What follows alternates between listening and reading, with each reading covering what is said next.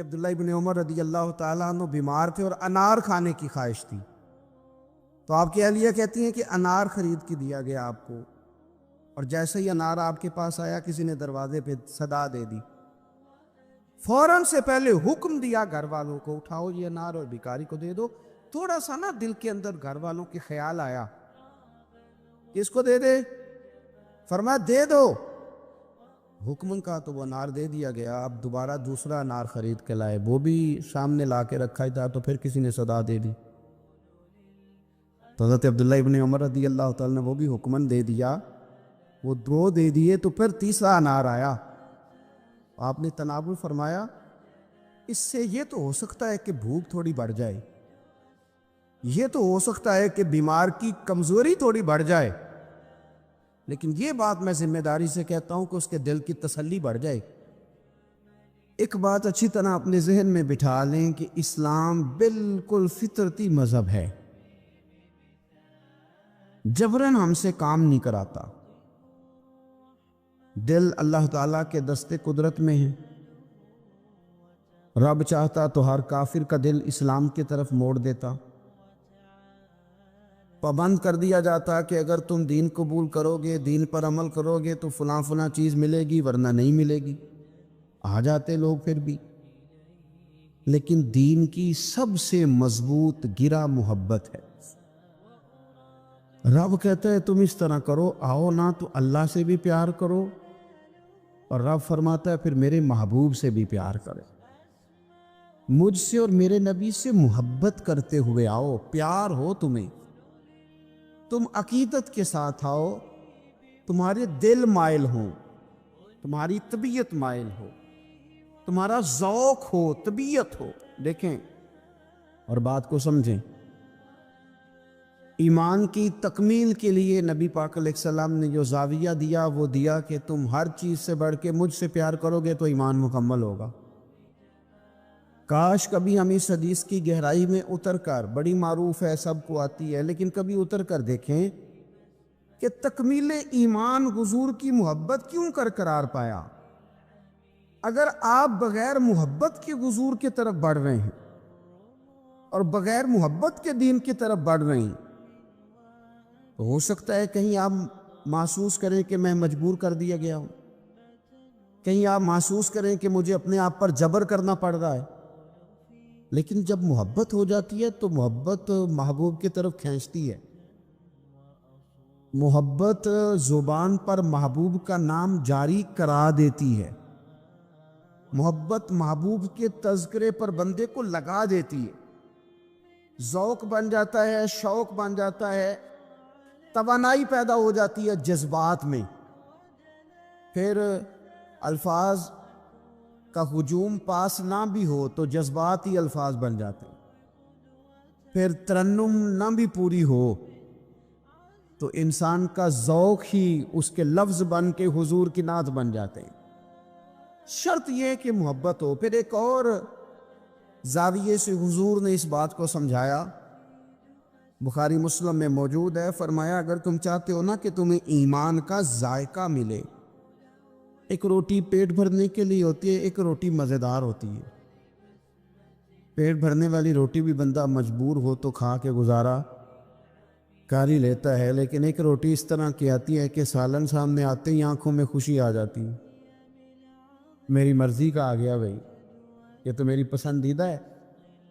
پھر بندہ کھاتا ہے تو کھاتے اس کا چہرہ بتاتا ہے۔ ایک ہے کھانا، ایک ہے ذوق سے مزے کا کھانا، ایک ہے مومن ہونا، اور ایک ہے کہ مزہ آ جانا کہ اللہ کا شکر ہے میں مومن ہوں، یعنی مومن ہونے کا مزہ آ جانا، ذائقہ نصیب ہو جانا، لطف نصیب ہونا کہ میں مومن ہوں۔ حضور نے فرمایا تو تین چیزیں پیدا کر، تجھے اللہ ایمان کا ذائقہ عطا کر دے گا۔ ذائقہ ایمان یعنی مومن ہونے کا بھی مزہ، مسلمان ہونے کا بھی مزہ، ذائقہ ملے گا۔ وہ کیا؟ بخاری مسلم میں حدیث ہے، فرماتے ہیں تین چیزیں پیدا کر، ایک تو ہر چیز سے بڑھ کر رب رسول سے پیار کر، سامنے رکھنا، اپنے سامنے رکھ، سامنے رکھ اولاد کو بھی، مال کو بھی، اپنے اقتدار کو بھی، کرسی کو بھی، شہرت کو بھی، یہ بتا کے یہ چیزیں پیاری ہیں یا 2 قدم آگے بڑھ کے تجھے اللہ رسول پیارے ہیں؟ ہم تو تجربہ نہیں کرتے، لیکن حضرت عمر گھر سے تجربہ کر کے آئے تھے۔ انہوں نے آگے کہا یا رسول اللہ صلی اللہ علیہ وسلم، مجھے ہر چیز سے بڑھ کر آپ پیارے ہیں، پر مجھے جان زیادہ پیاری آپ سے، کیونکہ وہ سچ بولتے تھے نا، سچے لوگ تھے، دیانتدار، صاف کا۔ یا رسول اللہ صلی اللہ علیہ وسلم، میں سوالی بن کے آیا ہوں، حضور یہ مجھے جان آپ سے زیادہ پیاری ہے۔ تو حضور نے سینے پہ ہاتھ مارا، فرمایا ابھی ایمان مکمل نہیں ہوا۔ فوراً حضرت عمر بولے کہ یا رسول اللہ حکم کریں، بات بدل گئی ہے، اب آپ مجھے میری جان سے بھی زیادہ پیارے ہو گئے۔ فرمایا اب ایمان مکمل ہو گیا۔ ایک تو حضور نے فرمایا کہ ہر چیز سے بڑھ کر رب رسول سے پیار کرو، اور دوسرا نبی پاک نے فرمایا جس سے بھی پیار کرو اللہ رسول کے لیے ہی کرو۔ انہی محبتوں کا مرکز رب رسول ہوں۔ یہ سیاسی وابستگیاں، منہ رکھنے کے لیے تعلقات، ضرورت پڑی تو بندہ کام آ جائے گا، چونکہ میری مجبوری ہے، چونکہ مجھے ضرورت ہے، یہ بیچ میں سے نکال دو۔ خالص اللہ کے لیے کسی سے پیار کرو، مزہ آئے گا ایماندار ہونے کا۔ اور تیسرا حضور نے فرمایا کفر میں جانا تمہیں اتنا ناپسند ہو جتنا آگ میں جانا ناپسند ہے، پھر تمہیں ایماندار ہونے کا مزہ آئے گا، سرور آئے گا۔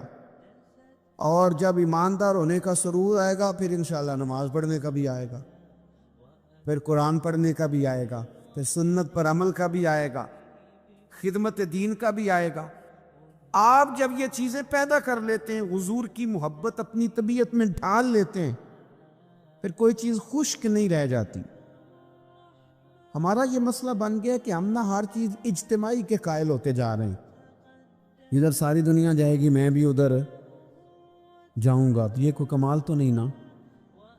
اور مرحوم اعظم نے تو کہا تھا اعظم ہمارے ہاتھ سے پیمانہ ہی گر گیا، حرب الحوث کے ہاتھ میں پیمانہ دیکھ کر، کہتے سارے ادھر چل پڑے تھے تو اب میں نے یہ رستہ چھوڑ دیا ہے، اب میں کسی وہ شاید فراز نے کہا تھا کہ شدت تشنگی میں بھی غیرت میں کشی رہی، بڑی پیاس تھی پر پھر بھی ہم نے غیرت سے پیا جو بھی پیا، شدت تشنگی میں بھی غیرت میں کشی رہی، اس نے جو پھیر لی نظر تو ہم نے بھی جام رکھ دیا۔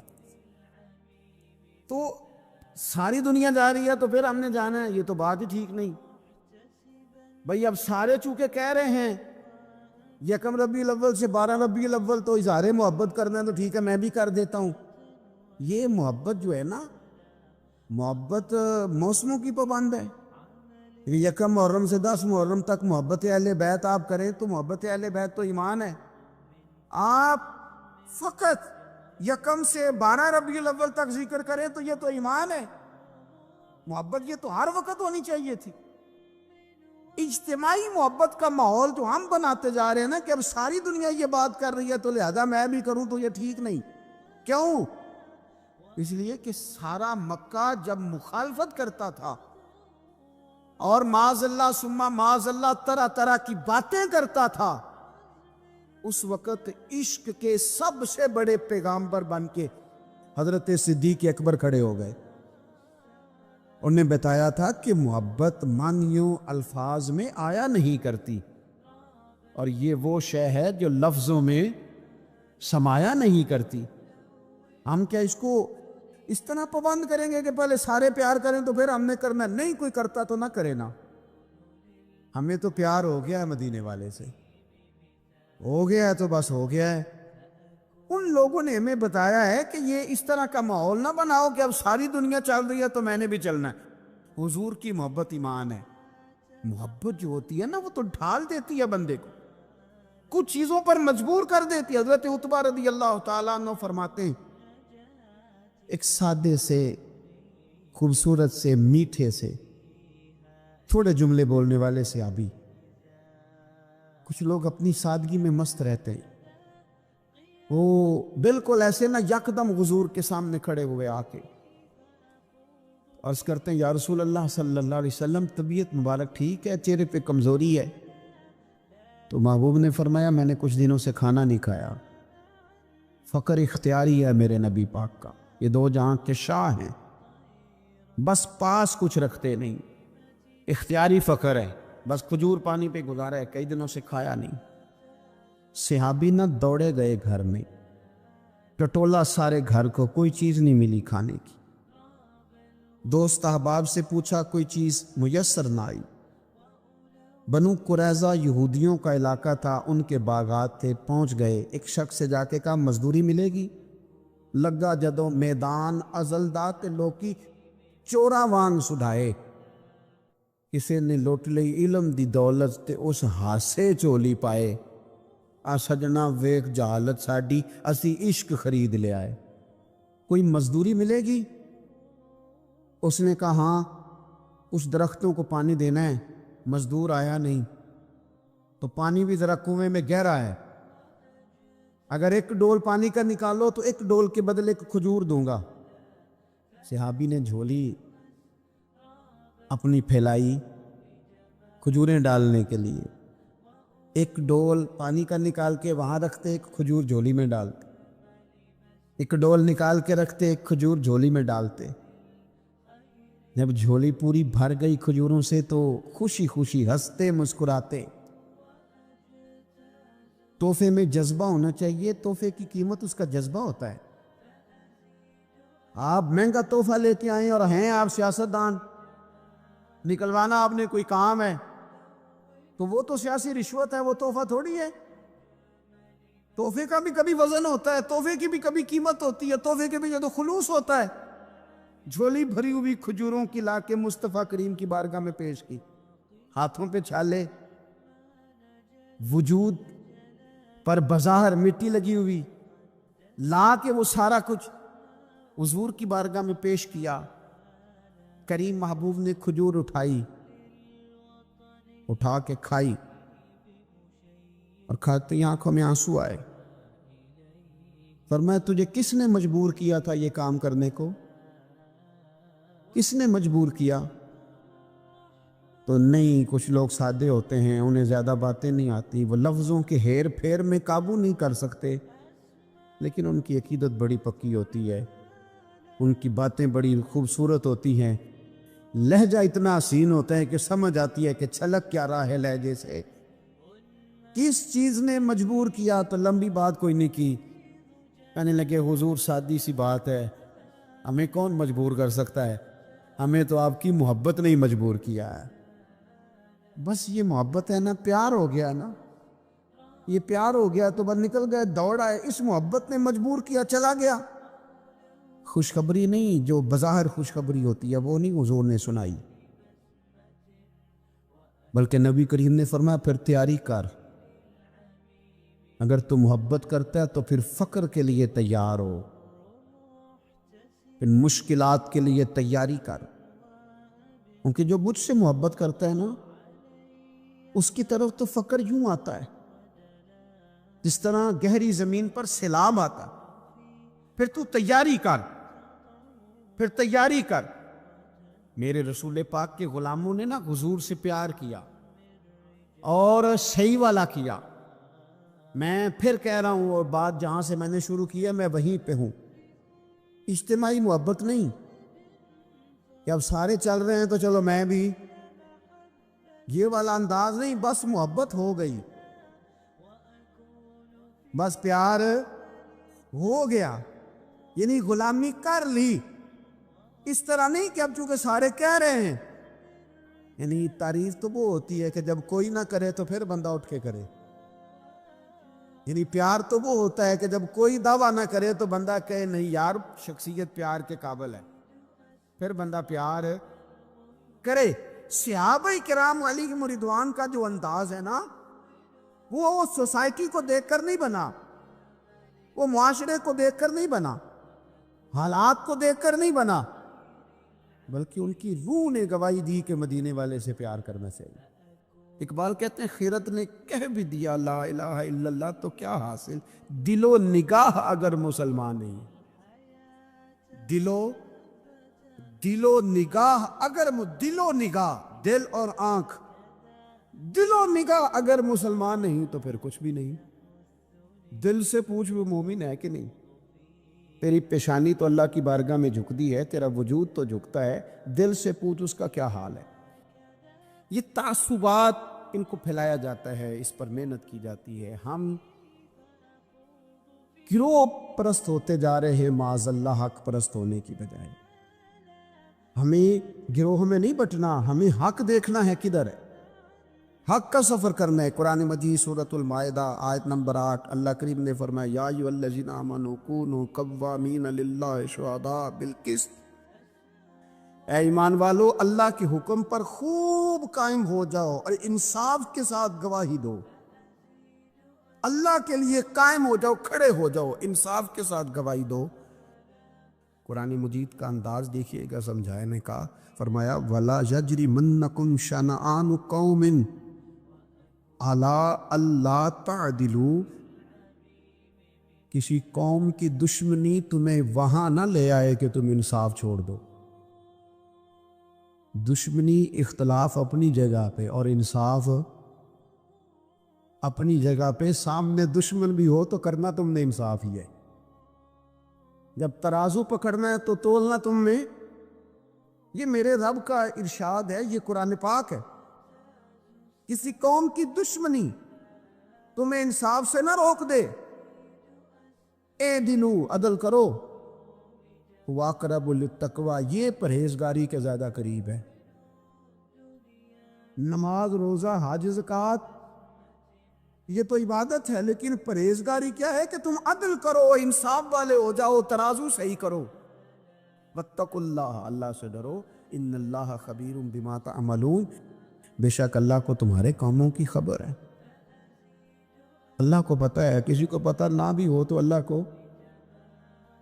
کو پتہ ہے کہ تم فیصلے اپنی جماعت دیکھ کے، گروپ دیکھ کے کرتے. ہمیں نہ پوری طرح قائل کیا گیا. نہیں ہم نے دیکھنا ہوتا کہ سچ کدھر ہے، نہیں ہم نے غور کرنا ہوتا کہ حقیقت کیا ہے.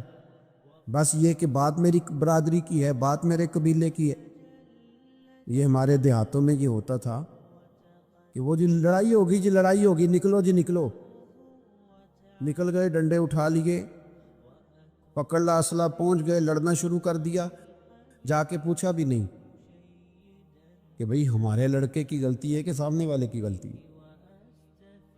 وہ جی ہم نے نا غلطی کسی کی بھی ہو، ہم نے تو سپورٹ کرنی ہے، وہ ہمارا لڑکا لڑ پڑا ہے. بھئی آپ پہلے پوچھیں، آپ پہلے اس پر غور کریں حق کدھر ہے. اس عصبیت سے بچیں. نبی پاک صلی اللہ علیہ وسلم نے فرمایا جس نے کسی کو کسی گروہ کے نام پہ بلایا اس نے جاہلیت کے لیے بلایا. وہ جاہلانہ لڑائی لڑ رہا ہے جو عصبیت پہ، گروپ پہ، برادری کے نام پر آگے نکلا ہوا. اب تو پیران عظام، مذہبی جماعتیں وہ کہتی ہیں صرف ہم ٹھیک ہیں، نہ کریں جا رہا.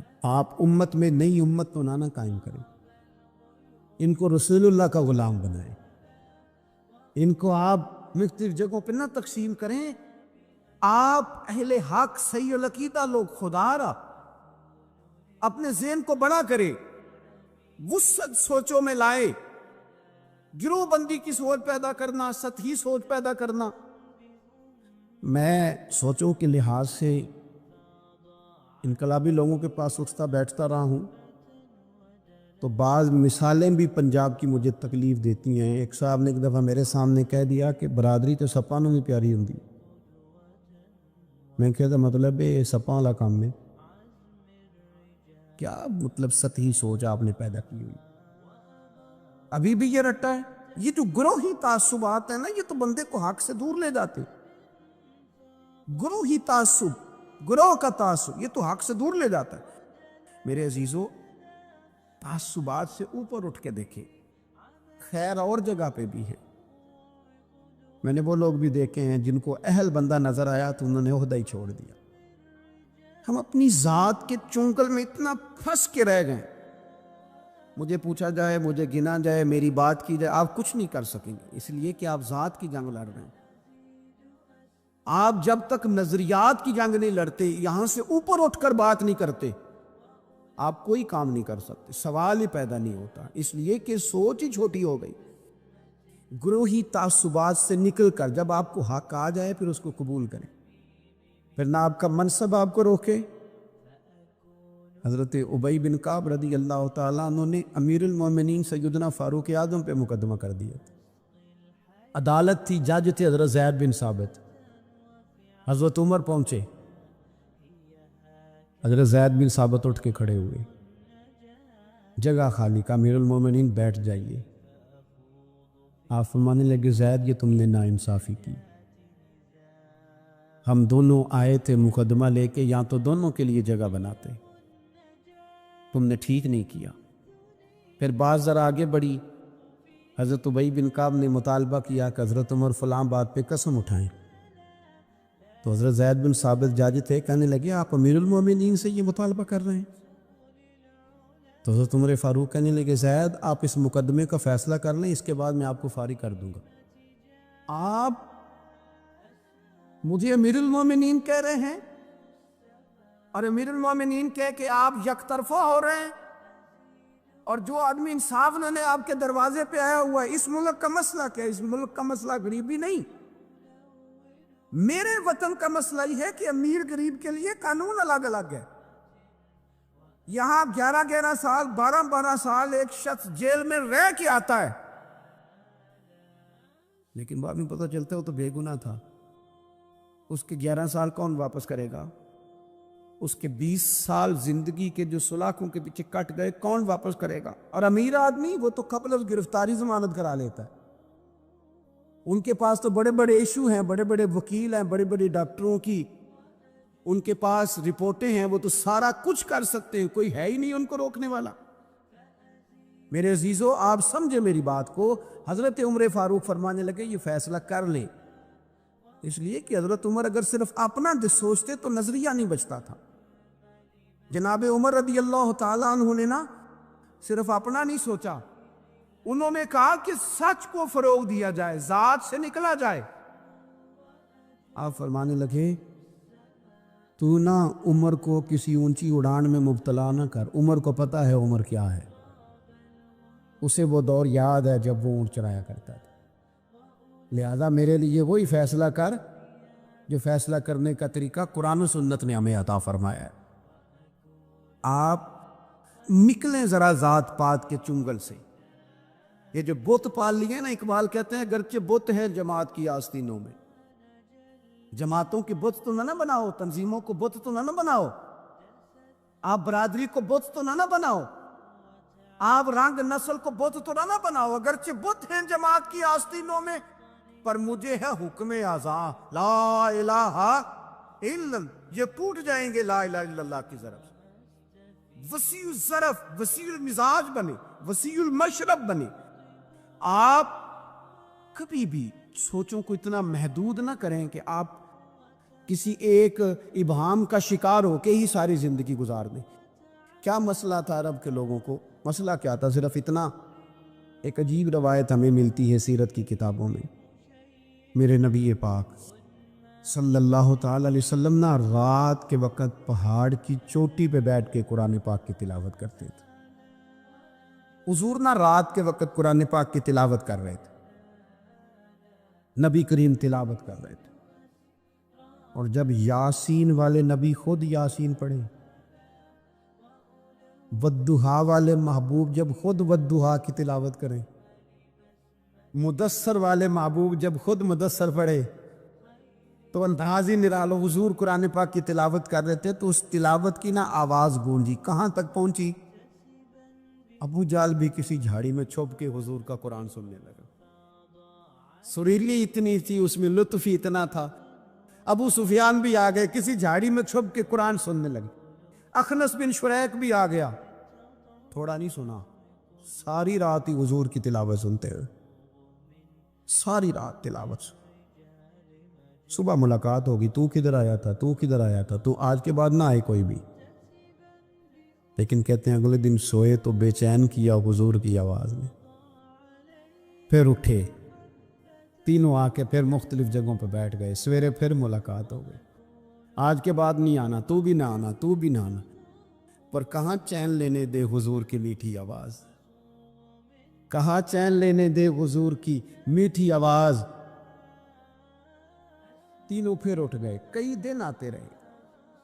ایک دن طے ہوا کہ آج کے بعد بالکل نہیں آنا, جو آئے گا سزا ملے گی. ہو گئی بات طے.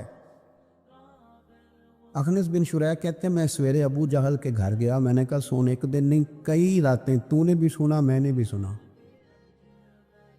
دل پہ ہاتھ رکھ کے بتا وہ جو پڑھتے ہیں وہ حق سچ ہے کہ نہیں؟ کھری بات کا سنا تو نے بھی سنا میں نے بھی ساری رات سنا. بتا بات سچی ہے کہ نہیں؟ تو ابو جہل کہنے لگا ایک ایک حرف سچا ہے, ایک ایک بات سچی ہے. تو تو مانتا کیوں نہیں؟ پھر تو مانتا کیوں نہیں؟ تو جو ابو جہل نے جواب دیا خدا را اس پہ غور کرنا, میری منت سمجھ کر اس بات پہ غور کرنا. او پھر تو مانتا کیوں نہیں؟